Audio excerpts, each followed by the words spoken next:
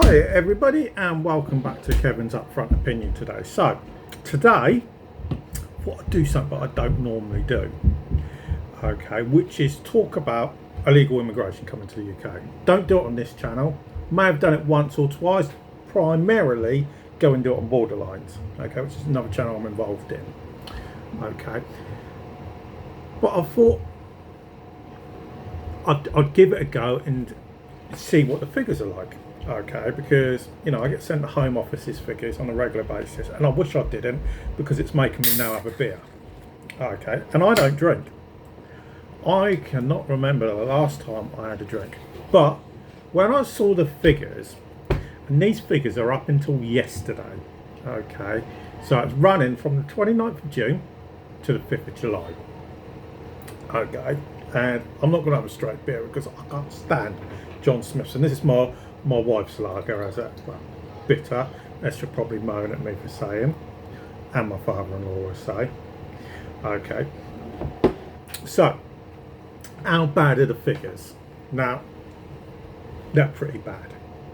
Okay, so for the 7-day period, 2,599 have come in. Over 2,500 bloody in a week, which is absolutely ridiculous. Don't even try working out how much that's going to cost the UK taxpayer in hotel costs.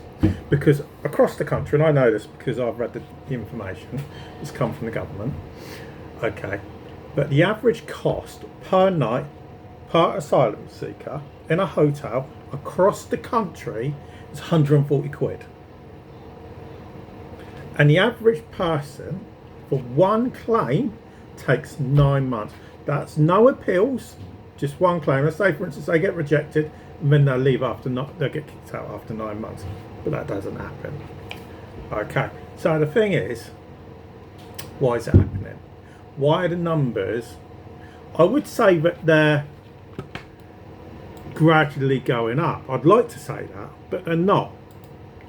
Okay, they really are not gradually going up, because the problem is, and it's like somebody said to me on Borderlines recently when I did a video about an 8-week period, and he said you can't do it on an 8-week period because of weather and everything. Now the problem is on the south coast, and I live on the south coast, okay, is yes, we've had great weather, but we haven't actually had calm seas. Okay, the sea's actually been quite rough, but when you actually look at the numbers, okay, they've actually been pretty bad. And even if I went all the way back to weekend in 4th of January, February, March, 4th of May, okay, it's a steady flow of at least 1,000. If you look here, that week 1,600, following week fairly good 290, week after that the 18th of May 893, week after that the 25th 918, week after that the 1st of June just under 1,200, 8th of June. Now that was a bad week for weather. It was a really bad week for weather. Allegedly none came in. Don't personally believe that. 15th of June, 1,500. 22nd of June, 2,083. And the 29th of June, over 700. So the thing is, it is pretty steady. The figures aren't getting any better. And the problem is, if you look at it historically over the last, you could look at it over a 4-year period, to be honest. You could probably go even longer than that. We're getting into the really warm weather, and I would expect figures of around about 6,000 to 8,000 coming in every single month, probably until mid-September, maybe even going into October. So the unfortunate thing is, at the moment, I can't see this trend changing, and to be honest, I can actually see this getting worse when you look at 2,500. You know, to me, that's pretty good, 2,500. And I know a lot of people aren't going to like me saying that. 2.5 grand, 2,500 isn't too bad, because the figures are going to get worse. So let me know what you think needs to be done. Now, I've had people say to me, when I put videos on TikTok, stop the benefits. Yeah, there's an argument for that. Stop putting them in 4-star hotels. Well, they're not only going in 4-star hotels, to be honest. But yeah, I understand that.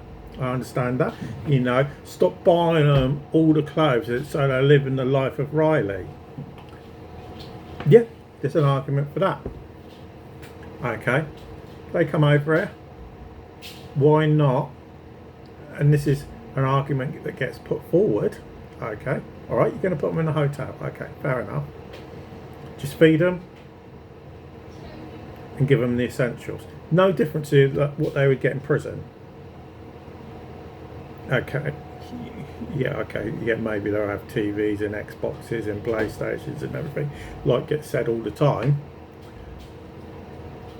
But why are you buying them cigarettes, putting them at top of the NHS and all of this?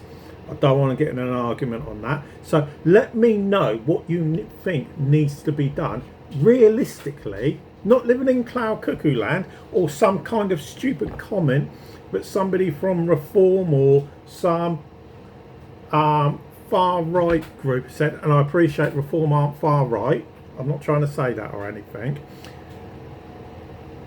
but what can be done to reduce these numbers? Because the numbers need to be reduced.